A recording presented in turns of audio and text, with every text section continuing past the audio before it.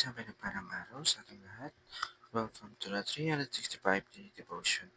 Ngayong araw, itutako tayo sa ating panibagong topic ng ating devotion. Pero itong topic na to ay pagpapatuloy lang nung ating seminary edition na patungkol sa salita ng Diyos. So, ako hindi kahit kayo, gaya ng lagi natin sinasabi sa ating mga devotion na panoorin natin to. Huwag natin itong i-skip dahil itong pagpapanood natin, pakikinig natin, ay makakatulong sa atin para sa buhay natin patungo doon sa eternal life.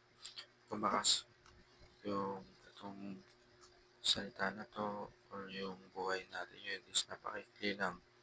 Pero yung pwede nating maranasan doon sa kabilang buhay or makuha natin yung eternal life is napaka-the best. Wala na tong sakit, di ka na magugutom, lahat na mga masaya na kapiling ang Diyos ay mararanasan mo. So, basahin natin yung topic natin na inspiration. So, inspiration refers to the fact that the words of Scripture are spoken by God. Unlike the casual use of inspiration in daily speech, the Bible uses the stronger term God-breathed. This means that Scripture originates from the very breath of God, perfect, trustworthy, and full of divine authority. Every word in the Bible carries His voice, His truth, and His purpose for our lives. So sabi sa 2 Timothy chapter 3 verse 16, all scripture is breathed out by God and protectable for teaching and reproof, for correction, and for training in righteousness. O ang lahat ng kasalutan ay kinaisa kinasihan ng Diyos at mapakinabangan sa pagtuturo, sa pagsaway at patuwid na masanay na katuwiran.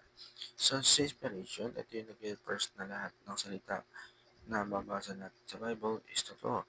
Totoong sinalita ng Diyos. Hindi lang ito yung basta gawa-gawa lang ng mga author. Unlike the casual use of inspiration na na-inspire ka sa mga tao, sa bagay na to, ito naman is yung salita ng Diyos na parang stronger term na ito'y galing sa Diyos, ito'y salita ng Diyos, originated by the breath of God, na pagkakatulan at perfecto at lahat nito is divine authority. So, ito naman yung salita ng Diyos is di natin pwede itong sabihin na ito, gumagawa ito author para bumait yung sa tao. Hindi. Ito ay hango sa totoong salita ng Diyos.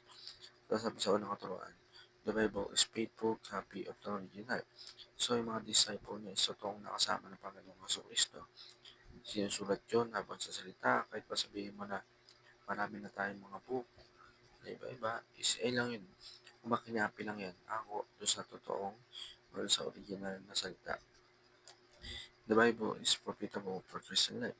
So, sa bilang isang Kristiyano, kailangan mo ng salita ng Diyos, kailangan mo ng Biblia na mag-guide at mag-direct sa buhay mo.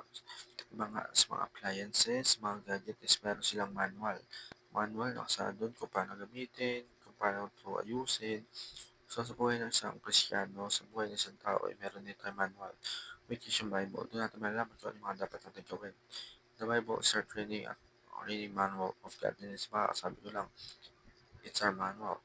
Ito yung parang training sa atin para sa gawin kung ano yung tama. Kaya ang basahin natin ng may intention na alamin natin yung salita ng Diyos.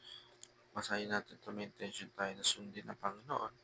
Ang basahin natin ito na meron tayong intention na lumago sa salita ng Diyos kasama ang Panginoon. So, ano po para sa ito na meron tayong tulong sa panagpapakinig. God bless to all.